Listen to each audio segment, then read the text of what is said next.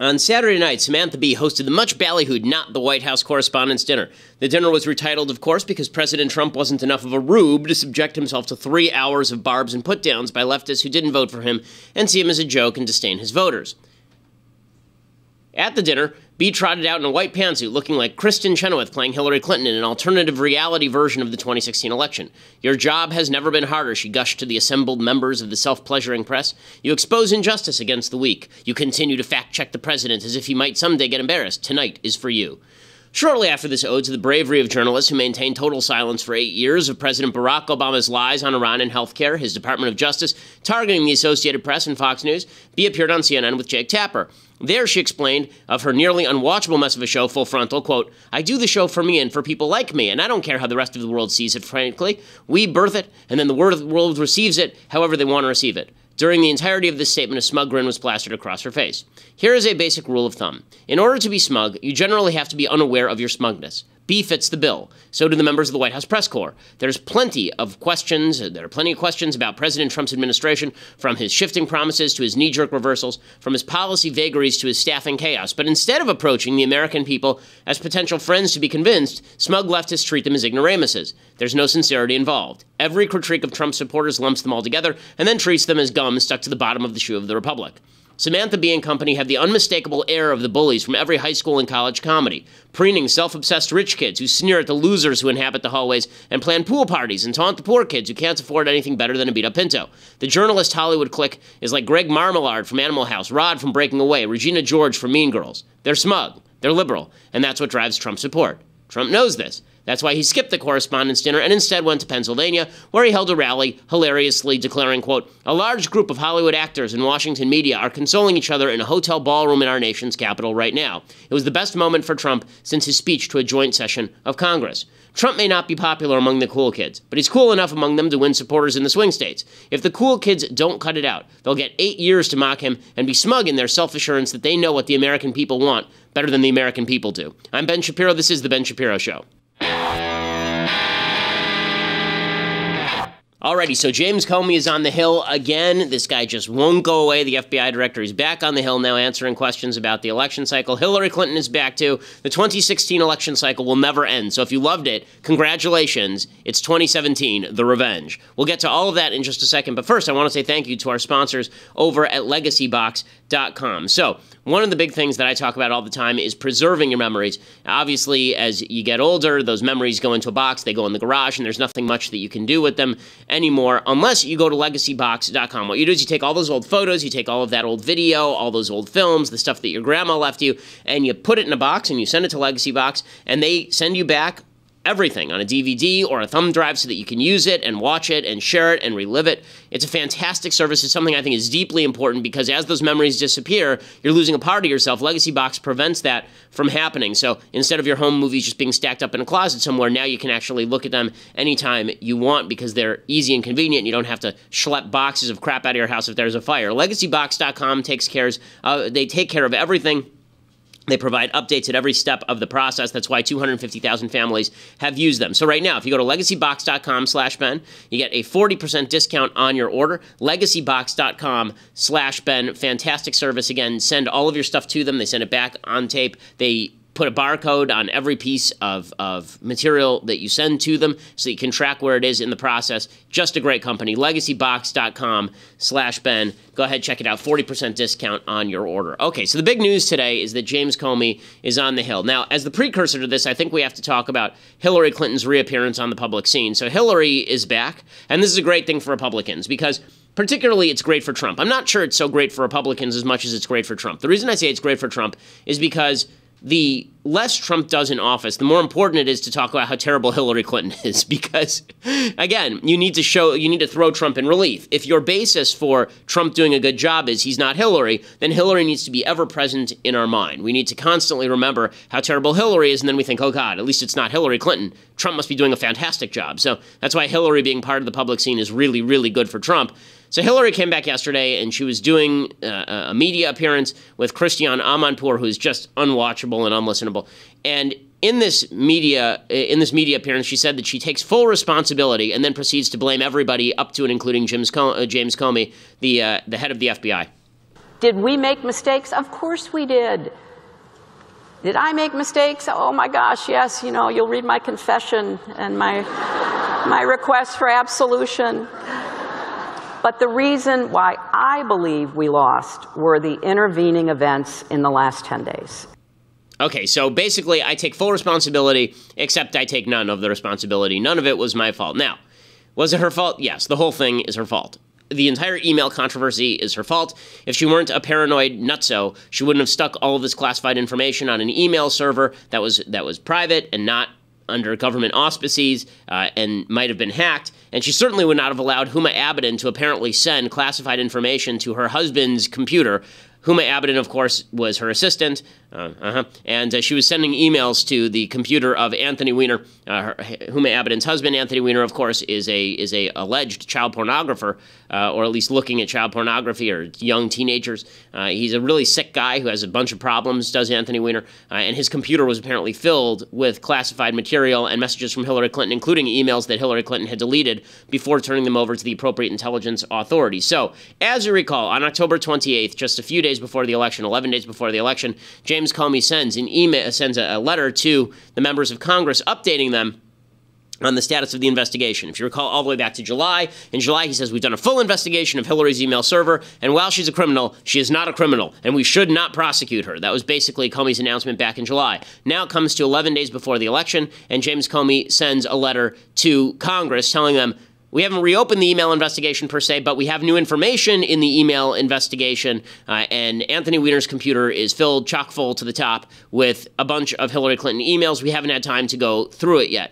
Now, this was pretty controversial because just a few days later, he comes out and he says, we went through all of it, nothing there of importance. So Democrats, I think, not wrongly, are very miffed by this. They say, okay, why are you updating Congress if you haven't even checked it out? You don't know if it's real yet. And then 5 days, 6 days, 7 days later, you come out and you say, oh, oops, by the way, I'm glad I updated you 8 days ago, but it turns out that none of it actually mattered, so back to my original statement, nothing bad happened here. If you were a Democrat, you'd be mad too. If you're a Republican, obviously you're happy because, of course, it had an impact on Trump getting elected. It's still Hillary's fault. She shouldn't have engaged in all sorts of nefarious activity here. She should have been more careful with classified information. She shouldn't have planned to have a server and then put classified material on it, which is a purposeful exposure of America to foreign intelligence services. She should never have done any of those things, so it's Hillary's fault. But did Comey's letter have an impact? I think it would be hard to argue Comey's letter didn't have an impact. You see the polls. She dropped from outside the margin of error to inside the margin of error in the last few days of the election cycle. Hard to tell how much of that would have happened normally, but it's hard to imagine that the biggest story in America didn't have any impact on her electability. In any case, James Comey is testifying before Congress, and Dianne Feinstein, senator from California, she of the lifeless eyes, she decides that she's going to ask him about why he sent that famous October 28th letter, and here's James Comey's answer. The investigative team that had finished the investigation in July, focused on Secretary Clinton's emails, asked to meet with me. So I met with them that morning, late morning, in my conference room, and they laid out for me what they could see from the metadata on this fella Anthony Weiner's laptop that had been seized in an unrelated case. What they could see from the metadata was that there were thousands of Secretary Clinton's emails on that device, including what they thought might be the missing emails from her first 3 months as Secretary of State. We never found any emails from her first 3 months. She was using a Verizon BlackBerry then, and that's obviously very important because if there was evidence that she was acting with bad intent, that's where it would be in the first 3 months. But they weren't there. Look, can I just finish my answer, Senator? Yeah. And so they came in and said, we can see thousands of emails from the Clinton email domain, including many, many, many from the Verizon Clinton domain, BlackBerry domain. They said, we think we got to get a search warrant to go get these. And the Department of Justice agreed we had to go get a search warrant.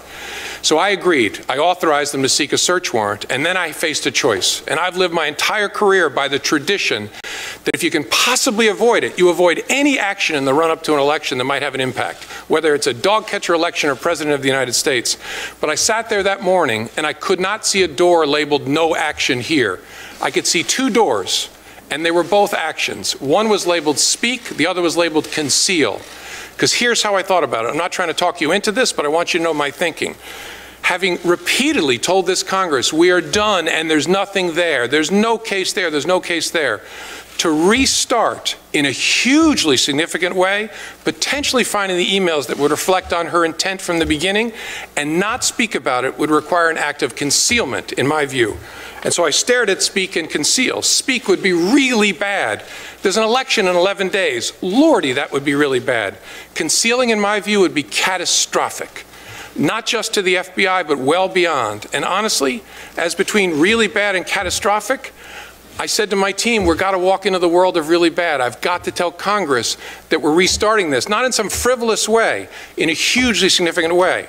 And the team also told me, we cannot finish this work before the election. And then they worked night after night after night, and they found thousands of new emails. They found classified information on Anthony Weiner. Somehow, her emails are being forwarded to Anthony Weiner, including classified information by her assistant, Huma Abedin. And so they found thousands of new emails, and then called me the Saturday night before the election and said, thanks to the wizardry of our technology, we've only had to personally read 6,000. We think we can finish tomorrow morning, Sunday. And so I met with them. And they said, we found a lot of new stuff. We did not find anything that changes our view of her intent. So we're in the same place we were in July. It hasn't changed our view. And I asked them lots of questions. And I said, okay, if that's where you are, then I also have to tell Congress that we're done. Look, this was terrible. It makes me mildly nauseous to think that we might have had some impact on the election. But honestly, it wouldn't change the decision. Everybody who disagrees with me has to come back to October 28th with me and stare at this and tell me what you would do. Would you speak or would you conceal? So we can stop it here. So I'm about to say something deeply unpopular. James Comey is totally, utterly, completely full of crap. Okay, he's totally full of crap. I know there are people on the right saying this is super convincing. This is his logic. This is why he did it. He's an honest man. Okay, James Comey is totally full of crap. He was full of crap in July, he was full of crap in October, and he's full of crap now. I'll explain why. Okay, beginning in July, he was full of crap because he never should have announced all the reasons to indict Hillary Clinton and then made up his own legal standard. And he did. You talked about it at the time. He literally made up his own legal standard. There is no standard of intent in the law with regard to concealment and hiding and redirection of classified material. There is no intent requirement. He made up that standard out of whole cloth to exonerate Hillary Clinton. And Donald Trump, I mean, this is so bizarre now because this is the world we live in. Trump tweeted that yesterday. He tweeted yesterday that James Comey gave Hillary a free pass. Okay, well, you reappointed him to head of the FBI, dude. Like you said, you weren't going to fire him, so that's kind of weird. But in July, he was totally full of crap. Then, because he set this wrong legal standard, he then goes forward to October. And now it turns out that there's all sorts of new material. So he has two choices. He can shut the hell up until all the information is available to him, until he completes the investigation without regard for politics, or he can announce it to make up for his boo-boo, right? It's a make-up call. July was a boo-boo, and now he's got a make-up call in October. Here's the make-up call. Republicans have a field day. And he sends out this letter. And he openly said this at the time, like this new logic that he's saying, where he's saying, well, you know, I really felt the obligation to say something because it was either speak or conceal, and I didn't want to politicize this thing. He says that he at one point in this testimony, he actually says that somebody in his office said, you know, you're going to get Trump elected if you do this. And he said, well, I can't think about things like that. Well, clearly he was thinking about things like that back in July, and he was thinking like that about things like that in October, because literally 5 seconds later, he says, in that same testimony, he says, we expedited the review. Well, if you weren't worried about the politics of the situation, why are you expediting the review? Right? If all you're worried about is the truth coming out in good time, then number one, why are you announcing preliminary findings before you've even done the research? And two, why aren't you waiting until all the research is done? And three, why are you expediting the research so that it gets done before the election cycle? And four, why are you sending this letter that you sent to the FBI the same day that you sent the letter to Congress? Quote, of course we don't ordinarily tell Congress about ongoing investigations, but here I feel an obligation to do so, given that I testified repeatedly in recent months that our investigation was completed. I also think it would be misleading to the American people were we not to supplement the record. At the same time, however, given we don't know the significance of this newly discovered collection of emails, I don't want to create a misleading impression. In trying to strike that balance in a brief letter and in the middle of an election season, there is significant risk of being misunderstood, but I wanted you to hear directly from me about it. Yes, there is politics here, but the only politics that mattered to James Comey was not the politics of Trump versus Clinton. The only politics that mattered to James Comey was preserving his patina of legitimacy at the FBI and creating this perception that the FBI was above politics when, in fact, by doing all of this, he embroiled the FBI in more and more and more politics. That's what actually happened here. Okay, that's what actually happened here with James Comey. James Comey hedged his bet so he could keep his job. He started in July, exonerating Hillary where she should not have been exonerated. Then, to hedge his bets in October, he brought forward this information, and then he killed his own information like 8 days later after this whole thing went down. And that's the honest take on James Comey. And what you're going to hear today from the partisans on both sides, the left is going to say, James Comey is totally evil and wanted Trump to win. And on the right, you're going to hear, James Comey is wonderful. He's a saint. Of course he had to reveal this information. Here is the basic truth. It's Hillary's fault she lost. It's James Comey's fault that we all know about any of this stuff in the first place, because James Comey did not do the first thing FBI directors are told to do: shut your mouth until you have all the information. Okay, and here is the reality of the situation. Would I prefer that the information came out and Hillary did not get elected? Of course. Of course. Is James Comey simultaneously full of crap? Absolutely, James Comey is simultaneously full of crap. Okay, now I want to talk, I want to say thank you to our advertisers over at Tracker, and then I want to talk a little bit more about Hillary's grand return. Tracker.com, thetracker.com, Trackr.com, no E, thetracker.com, and use promo code Ben. And here's what the Tracker does. If you lose your stuff, if you lose your phone, if you lose your keys, if you lose your wallet, you stick this coin-sized device on your phone, on your keys, on your wallet, and it allows you to find those things. You use your cell phone to locate your keys. It rings basically from your cell phone to your keys and to your wallet, and that ensures that you never lose these things again. If you want not to lose your phone, then you can actually use your keys as a reverse tracking device. You take the device, and then you can actually reverse it back to your phone, and it'll ring through. So how often do you lose your phone, and your phone is on silent, and you can't find it? The Tracker allows you to actually override the no-ring device. It allows you to override this. It's been a godsend for me. I'm constantly the guy running out the door and looking for wallet, phone, keys, and losing one of them. And this makes it possible. The Tracker makes it possible for that not to happen for me. I don't have to spend 15 minutes looking for my stuff anymore. Thetracker.com. And use promo code Ben. You get a free Tracker Bravo with any purchase. So you never have to worry about losing that stuff ever again.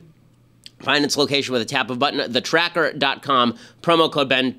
It's a device that my wife uses. As I've said before, it saved our marriage because there's nothing that annoys both of us more than when we lose our objects and then we have to bother the spouse about it. Thetracker.com, promo code Ben. Get a free Tracker Bravo with any purchase. Okay, so Hillary Clinton can't accept the fact that James Comey screwed things up, but she really can't accept the fact that she's the one who screwed things up, right? She can't deal with the fact that she is the one who blew it. And so she is still not taking responsibility. Instead, she's claiming that it's because of Americans being sexists or some such nonsense. Do you think... Were you a victim of misogyny? And why do you think you lost the majority of the white female vote? The security moms, the people who want to be protected from the kinds of challenges you're talking about right now. Right. Well, you know, the book's coming out in the fall. But we're just to give you a tiny little preview. Yes, I do think it played a role. I think other things did as well. Every day that goes by, we learn more about some of the unprecedented interference, including from a foreign power whose leader is not a member of my fan club. And so I think it is real. It is very much a part of the landscape politically. Okay, so it's obviously because we don't like women. Now, this ignores the fact, I do love this, this is one of my favorite things of the election cycle. Somebody actually took the Clinton-Trump debate and they reversed the sexes. So they had a woman read Trump's comments and then a man read Hillary's comments, and it turns out people liked Hillary even less when she was a man. So the idea that people just didn't vote for her because she's a woman is, of course, crap, but she now declares herself part of the resistance. She's going to help stop Donald Trump.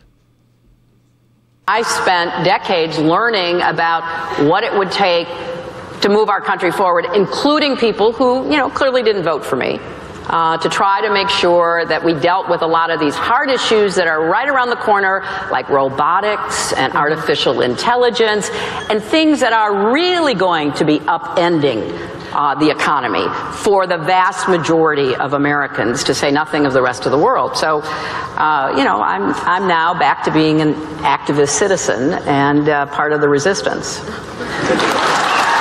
And everybody's like, yeah! Okay, the worst thing that could happen to the resistance is Hillary Clinton to be a part of it.